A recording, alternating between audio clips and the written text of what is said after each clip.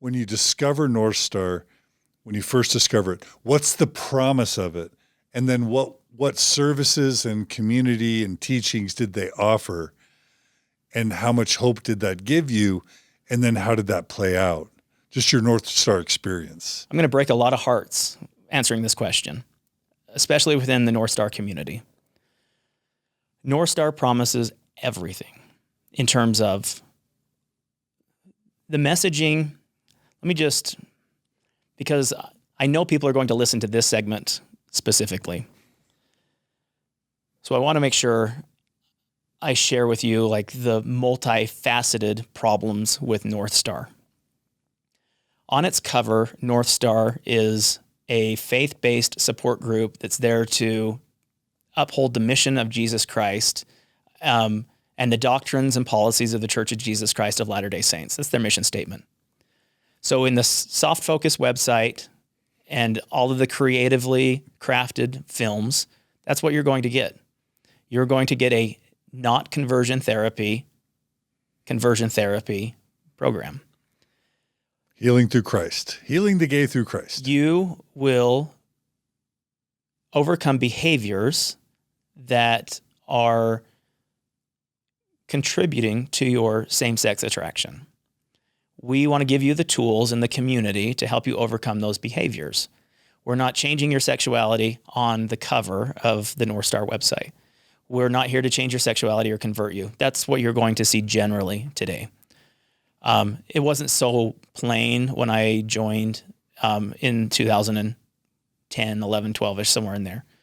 I don't know exactly what year I joined. And I joined anonymously, just as a side note. You could join with a fake profile with just a non-specific name. And that's what I did. I just joined with an alias and joined into their groups and jumped into their online groups, and I found that community. Now that's the Soft Focus. That is the package prepared version of North Star that they want you to see. Let's talk about what really happens inside a North Star. And this is the side that the wives of gay men aren't able to see and experience. And that is the extreme dissonance that exists. For a couple of years, I was involved in these groups and saw men who came in with just the same desires that I did to make things work and to overcome their sexuality, because those were all promises that we were made. And the church's literature still promises that we'll change. Oakes's big proclamation to the world regarding this topic that's still on the church's website in an interview with public relations still says, you don't have to worry about this in the next life. This will all go away. If not in this life, it will go away in the next life. That's still the hallmark message. So within these groups are all these men who are trying to make this all go away, and a group that's catering to this clientele. North Star caters to men who believe that their sexuality will change, and women who believe that their husbands will be converted to straight, and lesbians who think that they will one day find men holy, satisfactory, and even transgender individuals who believe that their identity will revert back to their bodies in which they were born. That's what people in those groups are hoping for. Now, there are some fringes on both sides. There are some ultra-conservative and some very liberal in those groups. But the general middle-of-the-road people at North Star wholly believe that their sexuality or identity will change and that there's something that they can fix. Here's what really happens. There are men, and I'll speak just for the men, and the women can speak in their own lane and experience. But in my lane with the men groups, I was in North Star for less than a year when the leadership of North Star reached out to me and offered me an opportunity to go to their conference that was being held. I was excited. I wouldn't go because that meant I had to come out publicly. Someone would have to see me in real life. But they said, if you don't want to come to the conferences and if you don't want to show yourself at conference, let us invite you to something else. And they were these cuddling parties that they had created. And one of them was being held at the Hampton Inn in Provo, Orem. And they told me that they had rented multiple rooms and there were different levels. It's like the telestial, terrestrial, and celestial kingdom of gay whoredom in Mormonism. Gay what? Being a gay whore. Oh, It's kind of what I kind of think of it as. But here were these men who were the leaders of some leaders in North Star who were affluent in these online groups, who served in their boards. They were offering these opportunities to lay with men with your clothes on, in between a sheet, or fully naked. It's up to you. We don't talk to our wives about these experiences. We go to the conferences. We call them healthy touch. We call them, there was a variety of names they had for them. Essentially, these were all opportunities for men to connect with men in a what they would label a non-sexual experience. I don't think there's much that can't be called non-sexual when you're in the same bed with a man, sheet or no sheet, separating you. Like, those experiences are sexual experiences. To me, they also were like wildly. I mean, I didn't feel comfortable with them. I thought that was a gigantic form of cheating. emotional infidelity. Infidelity. That's the word I was looking for. Infidelity. Complete infidelity. Yeah. Here I was, married to my wife, struggling to make this whole situation work, holding my faith together like by strings. Chewing gum and baling wire. 100%. And the leaders of this group that's offering me the very best tools that I've ever found in my whole life are inviting me in without my wife's permission. Don't tell her. Don't disclose. They're telling you not to tell her? They said the very best remedy, the very best experiences that we found are experiences where men don't tell their wives. Oh my gosh. And Ty Mansfield's okay with this? Well, we can ask. I've never discussed this with Ty. Does Ty know about it? I'd love for Ty to answer that question. But it's a North Star. It's centered all around those men in North Star, and they're he's using the leader of North Star. Yeah, I think Ty still owns. Yes, he still still think he owns is the. So I'm just saying, all throughout this, Ty, it sounds like he maintains the appearance of an arm's length. He's not directly endorsing, but that all of his deputies are leading this under the name of the organization that he owns and controls? Yeah, so I mean, this is the part where I have to be completely clear. I never, ever was invited to these events because this was a North Star event. I was invited to these events in the groups, the North Star groups that I was a part of, with people who were part of North Star, with people who were actual members of the board of directors of North Star, who were moderators, who were leaders in these groups. Does Ty send those invitations out for healthy bonding and male touch? I don't think so. I've never seen those. Does North Star send those out with their logo on them? No, I don't believe they do. Do the moderators and members of those groups that are all birds of a feather flock together in the same group promote Journey into Manhood programs, Journey Beyond programs, Healthy Touch? Yes, 100%. Absolutely. I will die on my sword because that happened to me. Those men in those groups invited me to those experiences because I was part of North Star, not because I was part of Affirmation, not because I was distant. The place I found that information was in North Star. Now, can Ty or any of the board of directors claim plausible deniability? 100%. But it seems to have been structured that way intentionally. Yeah. Where they're going to encourage this behavior. It's a part of the program, but it's designed so that there can be plausible deniability. It seems like. I can't answer whether or not they created that structure, and maybe this is me being the diplomat in this situation, but what I can answer to is the fact that they're not stopping it. If they're aware of it, why aren't they providing and rooting out the people in their organization that's continuing it? I'll just say, if you don't want to be the diplomat, if you want to be the diplomat, and I'm not trying to be undiplomatic, every gay man I've ever talked to who's a part of North Star was engaged in these cuddle sessions. And it may have been at a Hampton Inn, or it may have been at the basement of someone's house. But this is part and parcel of the North Star experience, period. Because there's not one North Star person I've ever talked to that didn't engage in these cuddle parties. I won't disagree with that. I'm on board completely. Because I just can't speak from experience. I never saw an invitation that had a North Star logo on it. I never saw Ty Mansfield come out and say, as a North Star, we want this we want you to experience this. But let me tell you, the moderators, the admins, That's by design. the directors, there were men in those situations that were promoting those programs. The plausible deniability is intentionally by design. It has to be. It has to be. Yeah. My own personal experience, I didn't see it, but I'm not disagreeing with you either. Like I watched it unfold, and So you did try that. No. You didn't do it. No, and it actually was part of a lot of my exodus out of North Star. This whole idea that 100% of this experience was infidelity. It's just the only way I could translate it.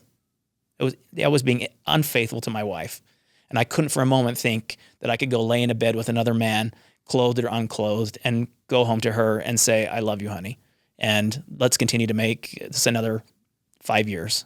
Couldn't do it. But it's still happening today.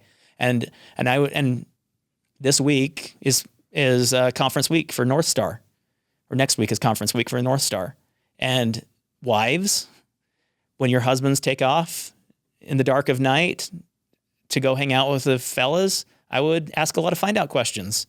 If that's something that's uncomfortable to you and not part of your marital dynamic, I would be asking a lot of find out questions about these Journey into Manhood programs and cuddle parties and bear weekends where literally the men are bare in the campgrounds up in the mountains. These are all forms of infidelity that I just couldn't sit with. Absolutely wasn't part of my fabric.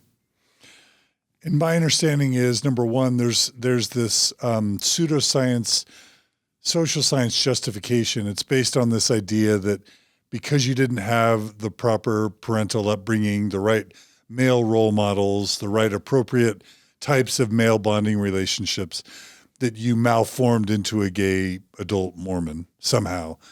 And that if you're just able to have these journeys into manhood, these masculine experiences, healthy masculine touch, that somehow that can fix the malformation that occurred when you were younger. Is that the philosophy behind it? Oh yeah, that's the philosophy of men mingled with scripture. Raise your hand if you believe it. There's literally no science behind any of that. Yeah. As you know, as someone with a PhD in psychology that studied this, it's scientifically bankrupt. Doesn't work. Yeah, and it doesn't work. So number one, it's giving people false hope. Number two, it sounds like a lot of this is clandestine, where the wives, in the case of gay men, don't know. So it's behind the backs of the wives, and then it is a form of infidelity. But then also this becomes the way that gay Mormon men end up forging relationships that oftentimes do turn in to full-on infidelity. Again, once you've started engaging in the practice of hiding things from your spouse, you just develop, unfaithful relationships with the people that you meet at North Star. Does that? Yeah, and this is the or Journey into Manhood. Yeah, hookups basically. All of them. Do they happen? Absolutely. Are they as rampant as other communities? Probably not. I think I knew of plenty of sexual experiences that happened in tents at scout camp, right, or at young men, young women camps or activities. So even in a very religious, Mormonistic experience, do these types of relationships happen? Yes. And do hookups happen at these North Star events? I'm sure they do. I'm quite confident that they do. I think if you wanted to throw statistics down, I think a North Star would be a safer place than an affirmation in terms of those experiences, a hookup culture, and I'll get to that. Not that I'm shaming affirmation, because I'll get to the reasoning why when we wanted to discuss affirmation. But I just think that just the general foundation behind a North Star is that most of these people are still actively ingrained in their faith, and there's still a religious aspect of their experience. And so the bonds of matrimony, the experiences of chastity, the quest for virtue all still exist, even at most levels within North Star. The casualty in all this is, I don't want to say wasted lives, but wasted time. And the damage to the individual of spending years or decades of a life grinding away at something that has no positive end or conclusion other than catastrophic failure, and then all the people that they bring along with it. And North Star just represents a continuation of that grind down to utter destruction, right? 100%. And I still don't see North Star at the end of the day as the group that solves this issue.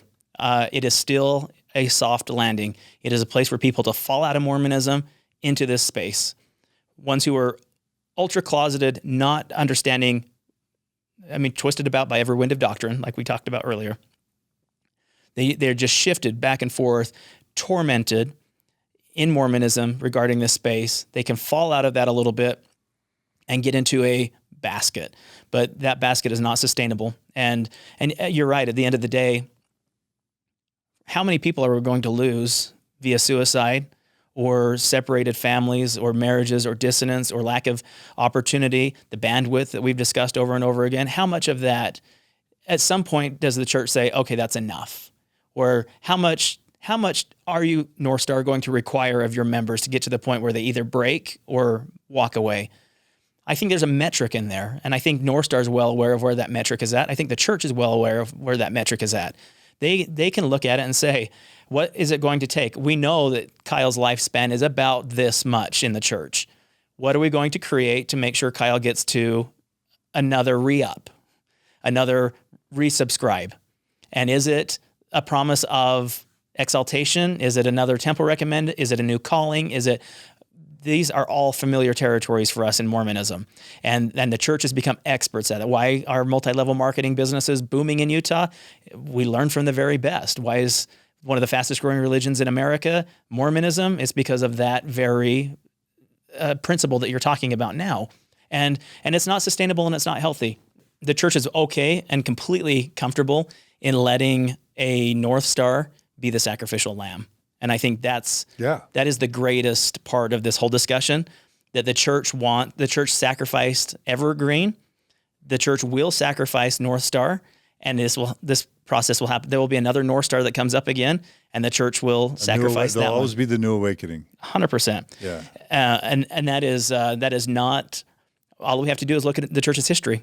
Yeah. We just look at the history of it, and the church has continued to, I'll just say all the way back into 1879, when George Q. Cannon sits with the saints and says, the only way to deal, 1897 in this example, the only way to, from the General Conference pulpit in Salt Lake City, the only way to deal with the homosexuals or the gays or the buggers, sodomites in Zion is, if you are faithful enough, Latter-day Saints, if you are faithful enough, God will murder them and remove them from Zion. And when God didn't murder the gays, who was to blame? You needed to do better, Mormons. You needed to do better. In April 9th of 2019, when the church says we are rescinding the November 2015 policy, we are tired of our members causing contention and disharmony around this topic. We had to pull it away for the health and benefit of all of us. Members, you didn't do a good job. You weren't faithful enough. You were too contentious against the LGBTQ community. Because of that, we had to pull this away. And I'm working on a series about high demand religions and undue influence and just the behaviors of unhealthy organizations. And this is one of 31 techniques that Luna Lindsay Corbden has identified in high demand religions or cults, and it's called blame reversal. The organization can do no wrong, and whenever the organization's prophecies don't become fulfilled, it's always the members' fault. We see it. Yeah. And so again, Evergreen was a sacrificial lamb, North Star will become a sacrificial lamb, and individuals have become sacrificial lambs also. Like there have been certain individuals within this space who speak out. And because they speak out, because we have allies in this community, they're demoted and they're denigrated and they are sent out to pasture, either by emeritus authority or excommunication or complete ostracization. Yeah. And that is what we have to look forward to in this space. until the ship looks exactly as straight, heterosexual, as colorful or non-colorful as the church. But then the other thing that I want to make sure and mention is the thing that I mentioned at the beginning, your document on the record, a chronology of LGBTQ plus messaging. Like, I'm grateful for how many post-Mormons care about the LGBTQ experience and become allies. And there's a lot of them. There's also a lot of them who just don't care, and they've got their own things to worry about. And this is not my battle, not my circus or whatever they'll say. And they just kind of ignore it. A lot of progressive and post-Mormons, and of course, Orthodox Mormons. But if you ever wanted just the ultimate case study in a lack of the church's doctrines changing, the church's theology in evolution, but most importantly, a clear demonstration of the lack of inspired leadership. You read this document on the record, a chronology of LGBTQ plus messaging, and you see how heinous it starts out and then where it is now and how many iterations and reboots and refreshes there's been. I don't know of a better example of the lack of inspiration amongst church leadership, especially when you consider the carnage that collects and the collateral damage. It's not just Kyle. It's not just Kyle's wife. It's not just Kyle's children. It's tens or hundreds of thousands of husbands, wives, and children, and for 100+ years. Am I wrong? No, you're not wrong. And I created the On the Record for that reason. I genuinely wanted this to go away. I did everything in my power to want to be straight and want to. Who wakes up? I mean, this is a tough topic. Who wakes up in the morning saying, you know what? I think being gay is what I want to be. I think I want to be a female. Society loves it. There's no ridicule. It's fashionable. It's hip. I mean, I would never be fired for who I am at my job. I would never be, I mean, the idea of beaten or harassed. Yeah, or losing a home or economic opportunity. I think this is something that I want to pursue. Nobody does that. At least I've not yet met anybody that does that. I've met case studies and people to the contrary who did everything in their power to be as normal, air quote, normal as possible, who are just genuinely decent, good people who only want to get up in the morning, do good in life and move on. And I wanted to genuinely be that person. I wanted to be the person who could be happy in his own skin and to be authentic and open about who and what I was. And because I wasn't finding that in all of the spaces that I ventured into, I felt like I did everything.